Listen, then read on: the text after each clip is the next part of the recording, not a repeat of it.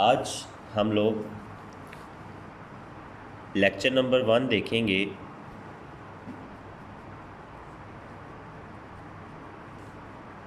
Accounting का chapter 1।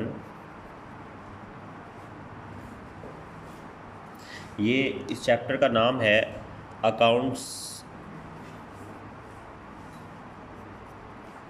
From incomplete records. जैसा कि इसके नाम से ही जाहिर है कि अकाउंट्स हैं, तो अकाउंटिंग है तो इसके अंदर अकाउंट्स की बात हो रही है। दूसरे नंबर पे इसमें लिखा है जी फ्रॉम इनकम्प्लीट रिकॉर्ड। इससे मुराद क्या है कि इसके अंदर जो हमने अकाउंट्स बनाने हैं वो इनकम्प्लीट रिकॉर्ड से बनाने हैं, हमारे पास रिकॉर्ड कंप्लीट नहीं होगा। ठीक है, तो अब यहाँ पर हम ये सीखेंगे कि अगर कोई ऐसा बिज़नेस है जिसका रिकॉर्ड कंप्लीट नहीं है तो उस सूरत में हम उसका जो अकाउंट है, उसका जो प्रॉफिट है, उसका लॉस है या उसका जो कैपिटल है उसको हम किस तरह से मेंटेन करेंगे या असरटेन करेंगे। ठीक है, तो अब यहाँ पर देखें इनकम्प्लीट रिकॉर्ड, ऐसे कौन से बिजनेसेस हैं जिनके अंदर रिकॉर्ड जो है वो इनकम्प्लीट होता है। अब पहले हम लोगों ने चैप्टर किया accounts of non profit making organisation. उसके अंदर हम लोगों ने एक तरह का देखा कि उसमें इस तरह की ऑर्गेनाइजेशंस थी जिनका काम प्रॉफिट कमाना नहीं था। अब ऐसी भी कुछ ऑर्गेनाइजेशंस होती हैं जिनका काम तो प्रॉफिट कमाना होता है लेकिन वो इतनी छोटी होती हैं कि उनका रिकॉर्ड पूरा नहीं होता। अब यहाँ पर देखें कि ऐसी इनकम्प्लीट रिकॉर्ड्स वाली जगह क्या हो सकती है। देखें हमारे यहाँ पाकिस्तान में सब्ज़ी वाला होता है, वो रेडी लगाता है, या गोश्त वाला होता है, वो एक छोटी सी दुकान में गोश्त बेच लेता है। इसी तरीके से करियाने वाला, जनरल स्टोर वाला। ठीक है, तो ये जो आपके पास रेडी वाला बंदा है जो रेडी पे सब्ज़ी बेच रहा है, ये बंदा ये कभी भी आपके लिए ट्रेडिंग अकाउंट नहीं बनाएगा कि जी रोज़ मैं ट्रेडिंग अकाउंट बनाऊँ, मैंने क्या ख़रीदा क्या बेचा। ना ही ये आपके पास जो है वो प्रॉफिट एंड लॉस अकाउंट बनाएगा, और ना ही ये बंदा बैलेंस शीट बनाएगा। तो ये किस तरीके से अपने अकाउंट्स को मेंटेन करेगा। इसी तरह एक छोटी सी दुकान है। अब दुकान जैसे होती है जनरल स्टोर, आप लोगों ने देखा है जनरल स्टोर पे जब हम सामान ख़रीदने जाते हैं तो जब हम उससे कोई भी चीज़ ख़रीदते हैं क्या वो उसको लिख लेता है? नहीं, वो उसको लिखता नहीं है। इसी तरह जब हम उससे कोई साबुन, शैम्पू, कोई आटा या कोई चावल वगैरह लेते हैं तो वो उसको लिखता नहीं है। उसको नहीं पता होता कि उसने सारा दिन में क्या क्या बेचा, वो उसको याद भी नहीं रख सकता क्योंकि उसके पास सैकड़ों चीज़ें होती हैं जो वो सारा दिन में बेच रहा होता है।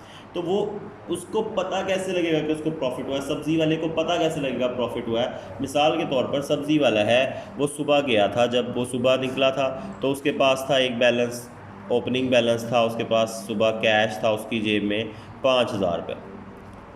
उसने उस 5,000 रुपये का सामान ख़रीद लिया। ठीक है, शाम को जब वो घर गया उसकी सारी सब्ज़ी बिक गई तो उसने क्लोजिंग की, तो क्लोजिंग टाइम में उसके पास जो है वो 8,000 रुपये थे।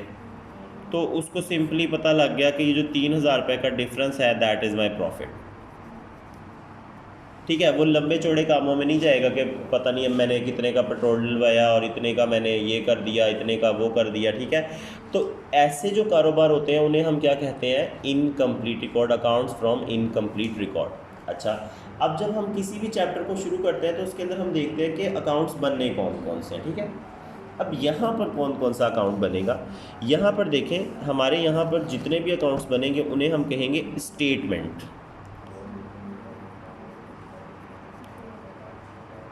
स्टेटमेंट ऑफ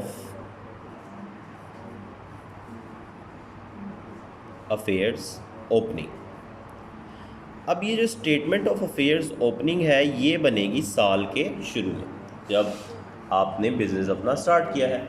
साल के शुरू में आपने बिज़नेस स्टार्ट किया, आपके पास मशीनरी थी, 1,00,000 रुपये की मशीनें थी आपके पास जो है वो कपड़ा था 1,00,000 रुपये का स्टॉक में पड़ा हुआ, आपने बिल्डिंग का जो है वो एडवांस पे किया हुआ था 1 लाख रुपये, यानी आपने जो जो कुछ पे किया हुआ था या जो जो कुछ था वो सारा आप स्टेटमेंट ऑफ अफेयर्स ओपनिंग में लिख देंगे, ठीक है। फिर उसके बाद हमारे पास आती है दूसरी स्टेटमेंट, यानी कि स्टेटमेंट ऑफ अफेयर्स क्लोजिंग। फिर हम क्या करते हैं, फिर हम साल के आखिर में एक स्टेटमेंट बनाते हैं। उस स्टेटमेंट में भी हम वो चीज़ें लिखते हैं जो साल के आखिर में हमारे पास थी, ठीक है। साल के शुरू में मैंने स्टोर खोला, जनरल स्टोर, मैंने देखा, मैंने साल के स्टोर में जब स्टोर खोला शुरू में, तो उस वक़्त मेरे स्टोर में 2 लाख रुपए का सामान था।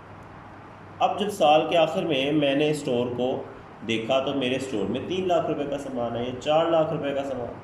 लेकिन हो सकता है इस दौरान मैंने किसी से 1 लाख रुपए उधार लिया हो सकता है मैंने इस दौरान कई पैसे बीच में पैसे हर महीने 5,000 कभी निकाल लिया बच्चे की फ़ीस देने के लिए, कभी कुछ करने के लिए।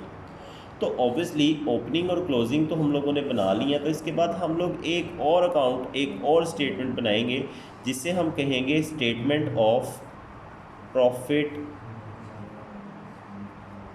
And loss.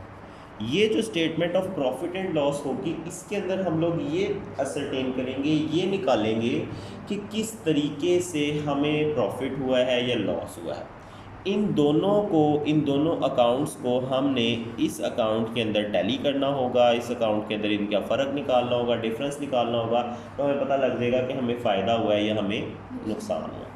तो आज अभी तक के जो लेक्चर है इसके अंदर मैंने आप लोगों को ये बताया कि अकाउंट्स फ्रॉम इनकम्प्लीट रिकॉर्ड से मुराद ये है कि ये ऐसे बिजनेस का अकाउंट होगा, ऐसे बिज़नेस का रिकॉर्ड होगा जिनका रिकॉर्ड मुकम्मल नहीं होगा, उनके अकाउंट्स हम लोग इसमें बनाएंगे। इसमें मैंने आपको मिसालें दी कि रेडी वाला या छोटा करियाना स्टोर या सब्ज़ी वाला स्टोर या गोश्त वाला स्टोर, ये जो छोटी छोटी दुकानें होती हैं इनका रिकॉर्ड ये बहुत ज़्यादा रिकॉर्ड नहीं रखते, सारी सेल्स का और सारी परचेज़ का रिकॉर्ड नहीं रखते, रोज़ाना का रिकॉर्ड नहीं रखते। अब एक सब्ज़ी वाला वो ये रिकॉर्ड नहीं रखता कि मैंने जनवरी या कम जनवरी को कितने की सब्ज़ी खरीदी थी और कितने की बेची थी, 2 जनवरी को कितने की सब्ज़ी खरीदी और कितने की बेची, फिर मैंने 10 फरवरी को कितने की सब्ज़ी खरीदी और कितने की, उसको ये चीज़ें याद नहीं होती। इसी तरह जो छोटे छोटे बिजनेस होते हैं उनको ये सारी चीज़ें याद नहीं रहती क्योंकि वो मुकम्मल रिकॉर्ड नहीं बनाते, तो चैप्टर का नाम ही है इनकम्प्लीट रिकॉर्ड, जो पूरा रिकॉर्ड नहीं जिनका होता। तो जिन भी बिजनेस का पूरा रिकॉर्ड नहीं होता उनके लिए ये 3 चीज़ें बनते, statement of affairs opening, closing and profit and loss. तो आपका ये जो चैप्टर है इसके अंदर यही 3 अकाउंट्स बनेंगे। यहाँ पर आपका लेक्चर नंबर 1 जो है इसके इंट्रोडक्शन का ख़त्म होता है। कल इंशाल्लाह हम लोग देखेंगे कि इसको आगे हम लोगों ने किस तरह से हल करना है। अस्सलाम वालेकुम।